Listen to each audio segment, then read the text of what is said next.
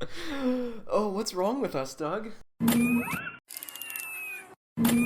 Hey guys, and welcome to another episode of MCUEx. I'm Doug Herring. I'm Nick Fox. And we have lots to talk about this week. So much, in fact, that this is only part one of a two-part episode. What? I know. First part, we're going to be talking about the two new trailers that have just come out for Guardians of the Galaxy Volume 2 and Spider-Man Homecoming. 2.5 trailers. 2.5 trailers, that's right, because there was the international trailer for Homecoming. And then in part two of this week's episodes, we'll talk about all the news that we've missed over the past few weeks. And because there is a lot of that. Just like Agents of S.H.I.E.L.D., we like taking long breaks occasionally. Exactly, yeah. 3 or 4 week breaks, no problem. Yeah. If they can do it, we can too. So, this episode, which is going up today, is going to be just about the trailers. Couldn't you say that about all episodes? Aren't all episodes going up today, Doug? Well, yes, but the next episode, if you're watching this one, is not up today. But it'll be up in a few days. But when we post that one, then it will be today. Right. Anyway, watch them both on the todays that they come out. But so this one is up today, whenever today is, and the other one will be up 2 or 3 days from that. Blowing your mind with a little paradox right there. So, Nick, we talked about the Guardians of the Galaxy Volume 2 teaser. We did. But we have not talked about the full trailer. What are your initial thoughts? Holy crap. Yes. I mean, that sums it all up. I think this is one of the best trailers they've ever put out. It's a really, really well-constructed trailer. Right. Like, point for point, it tells you exactly what we're getting. We're getting more of the stuff we love, more of the stuff that we wanted more of but didn't see a lot of, like Drax. Yes. You know, the teaser hinted that we were going to get some more Drax. And James Gunn's been saying that Dave Bautista will steal this movie for a while, and I think the trailers are really backing that up. And he is a large man. If he steals something, I am not going to fight him for it. Right. So, I think because of that, let's start with his scene, which is at the end of the trailer. The scene with Mantis. Yes. Yes. Which is amazing. Yeah. I think that is probably one of the funniest things from either of the movies that we've seen so far. I agree. I think, yeah, the Drax laughing at Mantis revealing Peter's deepest, darkest secret is the kind of humor that makes me so excited for Guardians in the first place. Yeah. And it's the characters being done really, really well. But Mantis is in that scene. She's also a new Guardian. Right. She's the only Guardian to join the team that we haven't seen before. But do we know she's joining the team? Well, in the concept art, she definitely seemed to be part of the team. Maybe she joins up because they need an extra hand. Right. My hope, and we said this earlier, is that they have to go through therapy together. Like the Nova Corps wants them to go through therapy to become a more unified force. Because if they're going to be saving the galaxy, they might as well be good together. The Avengers could use some of that too. Yeah, I mean, they could use a group hug, which was the code name for it. Yes, it was. But I think the Guardians have the same exact problems that Guardians have the same problems that the Avengers have, which is they need to come together. And I love Drax just absolutely, like, still not getting socialization. Right, but almost like he's getting closer. He thinks he knows what it is. He thinks he knows what he's doing, right, which I think is the funniest part of it. Right. This is like finger to the throat means, dead. Right. On a whole new level. Where he's observed other people interacting and now is like, oh, when somebody else is enjoying something, you laugh and then you volunteer. So yeah, reveal my deepest, darkest secret. Yeah. So what did you think of the look of Mantis? Really cool in a creepy way. Yeah. Big eyes. Very fleshy. It's sort of the best way to describe it. That's a decent word for it. The way the antenna come out of the front of her head. In like... Really interesting. I like it. Almost like eye stalks from a snail. Yes. I calls them like I sees them. I sees it too. Yeah. Do you think when they were asking them to design that, they were just like, just do this. Give me one of these. Probably. It's James Gunn. Yeah. I love that man. He's fantastic. James Gunn, keep being you. James Gunn, as we know, watches this show. He's our only fan. Yes. All those YouTube commenters, they're just James Gunn's various accounts. True story. Everybody on the internet is James Gunn, except for you. So what else about the trailer did you like? I mean, we've gotta talk about the Baby Groot and Rocket scene. Yes, we do. Of course we do. Yeah. Yeah. Then that's it. That's all we had to say. No. I love seeing how Baby Groot is actually going to interact in this world. Yeah, he's a very different character. He's not just Groot, but smaller. Right. Like, old Groot was stoic and very standoffish and was very almost paternal. Right. And would come and save Rocket if he needed, would help him out, but he's very slow, very lumbering. This is a youthful Groot. Right. Which makes sense. He's Baby Groot. More impulsive. Yeah. And that scene at the very beginning of the trailer when Rocket's trying to get him to plant the bomb without pushing the button that kills everybody. Again, that's just like the Drax scene. That's the humor that gets us excited for Guardians in the first place. Yeah, and I'll say this. My one hesitancy right now is the Baby Groot voice. I'm still not sold on it. Really? I was hesitant before I saw it. I was wondering how they'd make it work, but I was sold. I was sold on it before I saw it, and now I'm hesitant. Huh, okay. Yeah, so we sort of crossed in the middle there. So at one point we agreed. Yeah, probably about, what is it, a week ago? Right. Yeah, I'm not sure. I think it's a little overmodulated for me. Okay. It's probably not the final sound mix, though. No, I'm sure it'll change a little bit, although probably not too much. And if it doesn't change, I'm good with it. All right. Well, we saw that with Bane. Bane got remixed. That's true. Bane was a little clearer in right. the movie than he was in the trailers. Was about how the trailers came off. Right. They also, with the previous Guardians movie, kept refining the effects that were in the trailer. Oh, true. There's that shot of Quill jumping, and if you look at it from the initial teaser to the main trailer to in the final movie, it's refined from there. So none of this stuff is final. So I'll withhold my final judgment until I see it. Fair enough. And I need to hear him say all of his lines. Right. Yes, because there are so many things we haven't heard him say yet. Like, what about "I am Groot"? Right. And we don't know how he'll say "I am Groot," for example. So I don't think we can make a full judgment till we hear him say, like "I am Groot" or something like that. Or what about like I am Groot"? Right. Yeah, exactly. Something like that. And anything along those lines. Yeah, I mean, obviously we're just spitballing here. Paraphrasing, but yeah. But what I like actually about that is they've sort of made "I am Groot" more of a phrase. Yes. It was said very much the same way with some limited variation in the first Fewer movie. Variation in the first one, yeah. This is much more conversational, yeah, and I actually really like that. Because it'd be really easy to beat a dead horse with this. Right. So there's that. As we have almost already done in this episode. It's why people watch, I think. Right. Our amazing humor. One very interesting thing that I thought, we see very, very little of the story in this. Almost no story. Which is why I think it makes such a good teaser or trailer. We saw no ego. Nope. We have no idea who the bad guy is. We did see them fighting that monster. Giant tooth monster. Right, which I believe is called the Obelisk from James Gunn's Facebook. Okay. But I get a strong, strong feeling that that's at the very beginning of the movie. I have a feeling that that's the case. And, it's... I think it was you who said this, that it's just like the opening of Avengers 2. Right. The assault on the Hydra base just to show, hey, these guys have come a little further as a team. Yep. They're doing missions now. Yeah, that's what I think it is. Or they're training, them doing something that doesn't really matter to the plot. Yeah. Then they walk away, they critique each other like, oh, you didn't even help me. Right. It's the danger room, basically. So because there's almost no plot, there's not that much to talk about other than specific shots that you saw that you liked. Yeah, and I almost feel like we got more plot in the teaser than we do in the main trailer. Or the same amount at least, yeah.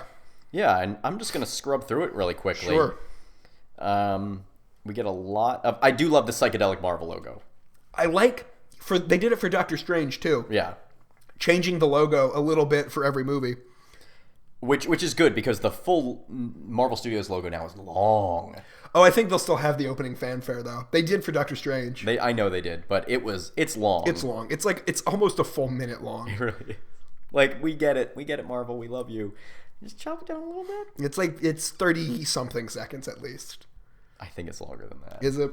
Maybe they have multiple versions of it. Yeah. But, yeah, I'm just trying to see. We have people being sucked into Blue Sky Portal or Oh, ground. Always ground need one of those. Floor portal, I guess. That's just a hole. I think when it's on the floor, a portal is called a hole. Agree to disagree. More tooth monster. In the comments, vote now. Is a portal on the ground a hole, or is it a portal still? I think it could be a hole in the sky too. Hole in the ozone layer. That's true. Is it a portal in the ozone layer? Leave your comments below. I guess the defining characteristic of a portal is that it goes somewhere else. Space. Ozone hole goes to space. That's so it's true. An ozone portal, guys. It's an ozone portal. That's science. You can take that to the science bank right there. We have the shot of Drax screaming at a spaceship. Yes. Which I can't wait to see how that fits in. It is very Draxian. Yes. Baby Groot in a tiny costume, running, more bomb stuff. Yeah, that's about it. And then the Mantis scene. Yeah, that's about the entire trailer. Yeah. For a trailer that can get me as excited as it did, it really showed very, very little, which, again, that's nothing but a good thing for movies like these. And I think the movies that have managed to hold back the most, and we might talk about this a little bit later when we discuss Spider-Man. I'm sure we will. In their trailers, in my mind, have me more excited usually. Yeah, that makes sense to me. When Star Wars Episode 7 came out, they had no footage of anything. Yeah. Or to bring it back to the MCU, we really didn't get a lot of the Doctor Strange plot in its trailers at all. That's true. We got a lot of how he becomes Doctor Strange, but very little Caecilius. Yeah, and honestly, no Dormammu. The trailers made it look like he was further along in his training than he was. Yeah, they did. That movie. They did. Which is incredible. So I think Guardians right now is the property that I am most excited about in the MCU. Okay. Because of this trailer? Or just because of this trailer. All right. And I was very optimistic about it before. Mm-hmm. But I was probably more optimistic or more anxious to see what happens with Infinity War 1 and 2, whatever the second one's going to be called, and Captain Marvel. Just to see what they do with Captain Marvel. Captain Marvel might still be my number one most excited movie in general. For 2017, it's a very, very close... Because I'm excited for Ragnarok, Homecoming, and Guardians for 3 different reasons. Yeah. But I would say I'm probably most excited for Spider-Man, which we'll talk about soon. But Guardians is close. And this is a great trailer. Guardians is 1, Spider-Man's 2, Ragnarok is 3 for me. Ragnarok would have to pull out something big, something universe altering. Guardians, which has the potential to do. Yeah, Ragnarok is 3 for me, but I can easily see that changing if the first trailer knocks it out of the park. And I mean, considering what we know about it, could very well go. Oh, that absolutely could. Yeah, I think that'll be the movie with the most setup for Infinity War. Oh, absolutely. I think that's going to kick things off. Yeah, definitely. Yeah. All right, so we've talked about Guardians in space. We've talked about I think Thor in space. Anything else? Let's talk about Earth for a little bit. Let's talk about Earth. Let's bring it back. Let's go through that ozone portal back to Earth, and talk about what's going on in New York City, a couple blocks from your apartment, as we just figured out. Right there. Yeah, Spider-Man: Homecoming trailer first dropped. The internet's loving it. I'm loving it. I already did a reaction discussion video of it, so everybody already knows my thoughts. Think we're interested to hear your thoughts. Nick Fox, biggest Spider-Man fan I know. What'd you think? Oh, Doug. I've been burnt so many times in the past. You've been hurt before. Sam Raimi, you set me up great with Spider-Man 1. You really pushed my love deeper with Spider-Man 2. You broke my heart with Spider-Man 3. Yep. Amazing Spider-Man 1. I convinced myself I loved it. Yeah. I remembered back then when I tried to believe that Amazing Spider-Man 1 was good. And I was like, none of this makes sense. He's using Bing. Although I think in the new one, everyone's using Dell laptops, so we won't get into that. Sony's really big on product placement for some reason. Hey, whatever. Once I watched it maybe the 3rd time, I was like, oh, not so good. That whole Catwoman basketball scene doesn't really work for me. I'll still watch Amazing Spider-Man 2. Like the costume better. It's a much worse plot, though. Itsy Bitsy Spider played on Transformers. Yep. Not a great moment. No. So. Jamie Foxx in general. Yeah. Jamie Foxx, we know you're watching. What were you doing in that movie? Yeah, you're my cousin, clearly. We have the same last name. Yes. Slightly different spelling, but that's just because... They don't know that. It's a rift between the two sides of your family. Yeah, Ellis Island gave us all different names. Right. So... now I've passed the halfway point of disappointing Spider-Man movies. You've seen the same number of... I've seen two good ones and 3 bad ones now. Oh, right. Oh, you're counting Amazing Spider-Man 1 as a bad one. Yeah. So I see this, and I see a lot of this... Civil War. Not a Spider-Man movie. True enough. Best Spider-Man on screen so far, but not a Spider-Man movie. What are your concerns? I see a lot of the problems that Sony gets themselves into a lot of the times in this trailer. Okay, like what? The tone seems very muddled. It doesn't know whether it wants to be like a follow-up to Civil War. Right. And it could be a pitch perfect follow-up, a teen drama. Okay. In a high school, or some like by the books generic action movie. Okay. And I see elements of all 3 of those in this trailer. The only saving grace for me are 2 scenes. I know one of them for sure. ATM. Yep, the bank robbery scene. Right. That is the most Spider-Man thing I think I've ever seen. Right. He's quippy, he's fun, he's really strong. Yes. The other one is the very last shot of it. With Iron Man. With Iron Man flying alongside him. Yeah. I just think as a poster moment, that's beautiful and brilliant, and it's the idea of pulling something off the comic page without duplicating it all Zack Snyder style. Right. Had to bring him up. Had to bring up Zack Snyder once, or it's not a real episode of MCUEx. Right. So yeah, that's where I'm at. Okay. What can you do to allay my fears? Well, I can't do much because I think your fears come from a very, very reasonable place, which is this is still a Sony movie. Even though I noticed it did have both the Sony Paramount logo and the Marvel Studios logo, not just the Marvel logo that usually appears in front of non-Marvel Studios Marvel movies. Mm-hmm. But in terms of tone, I will say that for me, for the most part, it felt like a high school coming-of-age type movie. Okay. You got the paternal relationship between him and Tony Stark. Right. Him thinking he doesn't want to be treated like a kid. I think... Since we're not seeing Uncle Ben's death again, I think this movie is going to be really where he learns with great power comes great responsibility. And also that there's stuff he can't do yet. He can't be an Avenger yet. It's gonna be where he learns how to not just be an impulsive kid, but become a superhero. And that's the hope. I hope we see... Actually, I almost hope that we don't get that entirely in one movie. Not entirely, right. But... I mean, just like you saw in Iron Man 1, Tony go from selfish billionaire arms dealer to hero. To selfish billionaire, not arms dealer. Exactly, right. It wasn't a complete transformation, but you saw where that arc started, where it was going. Where that Tony's arc. You saw the Tony's arc, yes. Yeah, and if that's in here, great. Because that was one of the things that always drew me to the comics was... It was a kid struggling with superpowers. Right.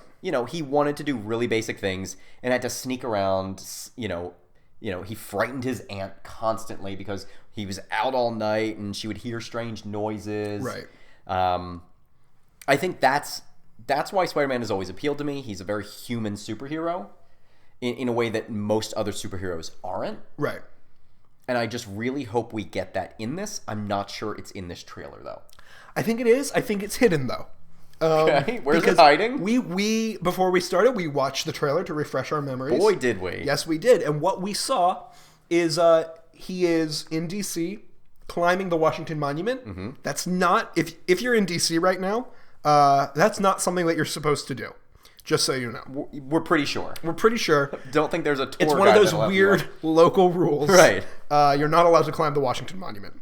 But he does, probably to help some people. Right, and we've sort of pieced this scene together as much as we can. Right, and whatever threat seems to have gone away, leaving him to kind of be the one to take the blame, or to look like the irresponsible or the bad guy in this. Right, which is classic Spider-Man storyline. Right. Where, J. Jonah Jameson would traditionally be the one to push him towards, looking like a villain or a vigilante, a bad vigilante anyway, right. in the public eye. And I think we might be getting elements of that just through... A smart enough villain. A smart enough villain and an impulsive enough Peter. Okay, that's fair. I can see that. And I think what happens, because later on in the trailer, for a few shots, you see him wearing his homemade suit again. Mm-hmm. But it can't be a flashback, although I think there are some flashbacks in this movie. Yeah, or at the very least, him dreaming of being with the Avengers again. With the Avengers, we see him with the... right before, right after the Germany fight in Civil War. There are some scenes there. But there's one fight where he's fighting the Vulture in his homemade costume. And so what I think happens is either the police or Tony comes in, they take his suit, they basically... And I'm guessing Tony. Tony says, because otherwise, you can't keep trying to be an Avenger. You're going to get yourself killed. Give me my suit back. I gave it to you. I'm taking it back. Clearly, you're not ready for it. Yeah. But then he suits up in his homemade suit, goes and fights crime anyway. Because with great power comes great responsibility. He has an obligation to do something. He can't ignore the problem. Right. Okay. And that is when Tony says, okay, you know what? He's going to be doing this whole hero thing whether I want him to or not. I might as well hook him up with the best suit so he can do it right. Yeah. And that's when they team up and all that fun stuff. I still think that last shot is not going to be what we think it is. Right. I think that last shot is Tony trying to get Spider-Man. You think he's chasing him? I think he's trying to get the suit. It's Peter saying, "This suit's mine. You can't have it. Right. If you want it, come catch me." Right. You gave this to me, and he's like flying alongside, like, "Kid, you don't want to do this." Right. And I think it'll be a cool moment because as strong as Peter is, he does not have any experience. No. And so I think it would be cool if that is what's going on, and Iron Man is chasing Spider-Man. I think he should be trying to get him to surrender for a while. Then when he realizes, all right, I got to show this kid what's what, I think we'll get Iron Man easily beating Spider-Man. Oh, yeah. I think in a very, very quick clothesline him or something. Exactly. Not even a fight. Just a quick takedown to remind us, no matter how powerful Peter is, he hasn't been doing the hero thing for very long. Yeah, he's not tactical at all. Right. Just like, the YouTube videos we saw of him in Civil War. He's just a kid. He's slamming into a bus. He's out of control. Right. He's still figuring this out. He's not a tactician. He's not Rhodey, who, is a military man. Right. He's not going to be perfect like Vision with his great aim hitting Rhodey. Right. He's not a trained spy like Hawkeye and Widow. Right. He's not a soldier like Cap. Yeah. And Tony at least is a tactician. Right. A businessman who a knows how to tactician plan. And somebody who's been superheroing for almost 10 years. Yeah. And he's not Hulk, who doesn't need to know any restraint. Right. He's not just brute force. Right. So, okay, you've actually slowly won me over to some of this. Right. I think in this movie we're going to see Peter gaining some responsibility and Tony seeing Peter more as an adult towards the end, so that by the end of the movie we're one step closer to Peter belonging on the avenging team. I can see that. I hope we don't get a tacked on identity reveal, since we don't have that in Civil War. A public one? Yeah. Oh, I hope not. Like, I hope that it's not like he's in DC, he gets captured by the police because he's a petulant kid, and they capture him, mugshot him, reveal his identity that way. Yeah, no. I think Spider-Man needs to stay the one hidden hero because he's playing by a little bit different rules than everybody else. He's not a public hero. He's still a kid. Yeah. And so I just hope they don't tack that on to try and get that story beat in there. 100% agree. But what's nice is most of... Excuse me. Don't die on me, Doug. I'm trying. Most of what we know of the plot looks like they're referencing really early stories. Like, first 10 issues. Yeah. And I don't mean tennis shoes. I mean 10 His issues. first tennis shoes that he ever wore. Really, really ratty Adidas. But it's really going back. So I think this Homecoming title is really fitting. Yeah. You were talking about Tinkerer. We see Shocker. We see Shocker. We got Vulture, who's a pretty early villain. Yeah. And I think that this could really be a homecoming for the story of Spider-Man. I just hope that it succeeds. I've been burnt too many times in the past. I hear you, but Marvel needs this one to succeed. So does Sony. And Sony needs this one to succeed. I think the worst case scenario is that this movie is not amazing. Spider-Man. I don't think it'll be Amazing Spider-Man. The worst case scenario, I think, is that this movie is a generic, forgettable superhero movie. Okay. But I think there's about a 0% chance of it being bad. Because Marvel knows their formula well enough to ever to prevent making a bad movie ever. The 3 villains thing has me worried. But I don't know that Shocker's going to be a main villain. I almost see him more as a goon and Tinkerer more as a sidekick. Rhino wasn't a main villain in... Vulture is the crime boss. Everybody else is working for him because they're all using that purple energy gun thing. That we keep seeing. A couple times in the trailer. We see it when they go to rob the bank. We also see it when Vulture blows up the Staten Island ferry. But yeah, look, go back to Amazing Spider-Man 2. Okay. You have Rhino, who's barely in there. He's just a henchman. Awful. And for me... That was because the performance was terrible, though. Performance was terrible. The CGI was awful. The entire idea of it was stupid. So that was just awful. Okay. So you can do an awful idea with a villain that's just a henchman and there for a little bit. So you could ruin Shocker like that. True. Electro was scenery chewing, and again, that's a performance issue, though. Well, we haven't seen the performance of. It's Michael Keaton, though. Of who else though? Tinkerer. Yeah, Tinkerer. Yeah, that's fair, but we could go really over the top and make it crazy, and so you're left with the one okay villain. Which honestly, as much as I dislike Amazing Spider-Man 2, I think the Green Goblin performance, as weird as it was probably the one that was committed to the best. I don't disagree. Yeah. He wasn't. At least he didn't have a birthday cake for himself. Right. So there's that. Yeah. I'm cautiously optimistic after this discussion. The one thing I really want to see more of, and I laugh every time I see it, is the scene with Tony and Peter in the car. Yes. Yeah. That awkward moment where he thinks he's getting a hug. Mm-hmm. He's like, "I'm not hugging you. I'm just opening the door so you can get out." That is amazing, and we actually get more of it, I think, in the international trailer. There's a couple more lines from that scene. Fun fact about that scene, Tom Holland was on Facebook Live the other day doing a Q&A for about half an hour, and he said that most of the stuff between them that we saw in the trailer was improvised. Maybe Robert Downey Jr. just didn't show up to rehearsals. He was like, I got this. I am Tony Stark at this point. And I think anybody who heard him say that would probably just agree with him and let him do what he wanted. Yeah. I mean, we all know the story of him hiding food around the set of The Avengers. Right. And the sound guys hated it and kept trying to find it, but they could never find his stash of food. And that's why when they're inspecting the scepter, he's got like a little bag of pretzels. He's just popping in his mouth. No one could find those. Good job, Robert Downey Jr. I'm really excited. He's wearing a cat shirt in that we noticed. He's wearing a shirt with a cat on it, yep. Like little kitten. Not sure why, but a couple of interesting shirts in this trailer. It looks like somebody in wardrobe Googled nerd shirt and got about 10 of them, and that's Peter's wardrobe for the movie. Yep.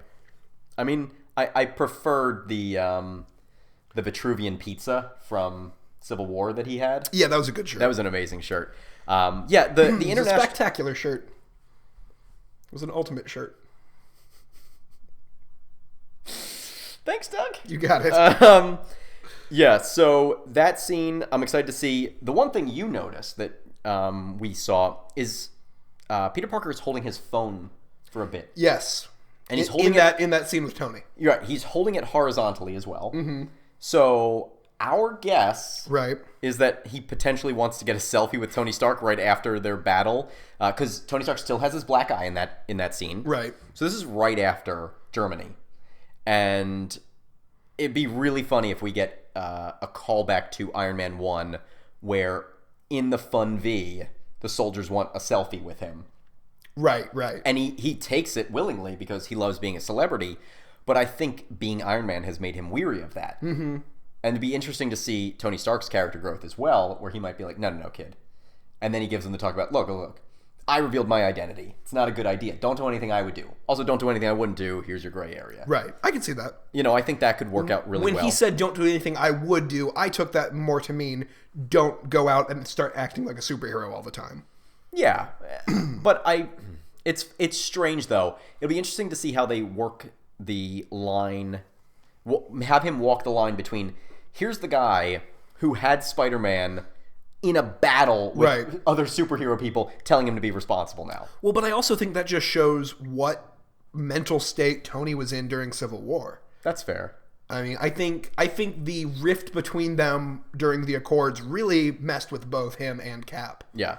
And made them both act a little out of character. Maybe not so much Cap, but definitely Tony. Mm-hmm. Not as out of character as he was in the comic, but out of character for the movies. Yeah. He acted more dickishly than usual, perhaps. That's fair. But now that's not over. They're not friends again, but the anger is not so much there anymore. Yeah. You can see him have a little bit of a clearer head when it comes to Peter and not want him being a one-man child army all the time. Right. So I think with our last few minutes here, we should talk out our theory for what looks like possibly Act 2 or 3. Okay. Because we have a lot of shots of one particular area of this movie, and that is all surrounding the Washington Monument. Right. So we've sort of pieced together how we think this works. The first thing we noticed is during one of the school shots, when they're staring creepily, there is a poster up that says Academic Decathlon. Right. And later, we see them going through security at the Washington Monument with blazers on it that seem to possibly be for the Academic Decathlon.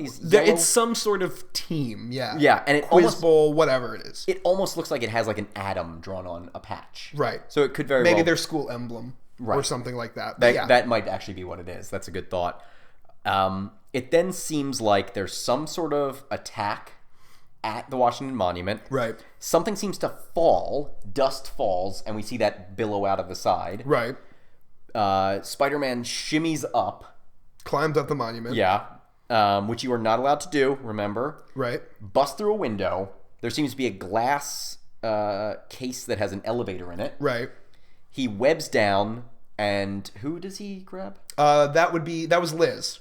Oh, yeah, But we saw a couple of his classmates in their gold blazers in the elevator with Spider-Man. Right. So yeah, his classmates are there with him in DC. Yeah. One of which looked to be Flash. Yeah, you saw that. I didn't, but I'll take your word on it. I don't recognize the actor as well right now. Yeah. Give me a few weeks. Yeah, sure. But yes, so in the international trailer, we see Liz falling and Spider-Man catching her with his web. And then it seems like now the police have finally arrived on the scene. Whoever started this trouble, probably Vulture, has since left, and now the police are just told there's a threat with a costumed vigilante of some sort. Right. They see Spider-Man on the side of there, and he now deploys his web wings and goes. Flies over the helicopter. Right. And I think that is probably what will prompt Tony to come and take his suit back. Yeah. But we could be wrong. We could be right. Yeah, it'll actually be really interesting to see because I feel like we've gotten a lot of that story, and this is sort of the opposite. Definitely more in this one than we did in Guardians. And that's exactly what I was going to say. We have a lot of story here. Like, we could almost piece that scene together. There might be a few juxtapositions, like where that smoke billows out. Might be later, it might be earlier. Sure, yeah. You know, maybe everyone climbs up his web and then he drops the elevator, and that causes it to billow out. I can see that. But it's actually very reminiscent of the Roosevelt Island tram scene from Spider-Man 1. Yeah, there are a few shots in here that reminded me strongly of the Raimi movies, especially the one that both of us have pointed out. And I pointed it out in my other breakdown video. When he's holding the Staten Island Ferry together, it looks a lot like the train scene from Spider-Man 2. Yep. The only other time we've seen him with an elevated train, only that one was fictional. We now get the real elevated train. Yes, we do. In this movie, which is really cool. It's great that they're actually representing New York very accurately in this. Right. We're not having... we better not have a move the cranes moment. Because... I can't imagine that we would. And I think that's amazing. We have a very grounded reality that we built through the MCU. This looks like it's going to keep going in that direction. Absolutely. Yeah. And so, any final predictions? My final predictions are that I'm going to love both of these movies. My final prediction is that I will probably absolutely adore Guardians. And I will be sitting on the edge of my seat through all of Spider-Man. Because, just praying that it's good. Yes. I hear you. Not even not bad. I just need it to be decent for once. It's been so long since I've had a Spider-Man movie I enjoy. I think decent is a bar that it's almost guaranteed to clear. The question for me is, will it be one of Marvel's best movies, or will it be one of their good but nothing special movies? I'd be very happy with Ant-Man quality. I would be too, but I like Ant-Man more than some. I really like Ant-Man, but I still, if I'm going to rank them, put it somewhere in the middle. And I will say, if I had to compare this trailer to any other trailer, it would be that first Ant-Man trailer. Right. Which was not one of my favorite trailers. No. So yeah, personally, I'm more excited for Homecoming, but I think Guardians was the better trailer. You liked the trailer and are more excited for Guardians, right? And you talked me into a few points on Spider-Man. Okay. But what do you guys think? Yeah, which one did you think was the better trailer, and which one are you more excited for? Two different questions, two different answers are possible. Or one. If you can do it with or one. Yes. But let us know in the comments, and also ask us any questions you want us to answer on another episode, and let us know what you thought of the trailers, things that stuck out to you, things that you're excited for, and your predictions for both of these movies. Yeah, what did we miss, and what are you looking forward to? Absolutely. But that's going to do it for us for this episode of MCUEx, guys. Again, stay tuned. We're going to have another one later this week, so make sure you're subscribed to us on YouTube. Go ahead and hit that button. You can also follow us online on Twitter at the MCU Exchange, on Facebook at MCU Exchange, and of course, MCUExchange.com for everything related to the Marvel Cinematic Universe. All right, I'm Doug Herring. I'm Nick Fox. And we'll see you next time. Bye.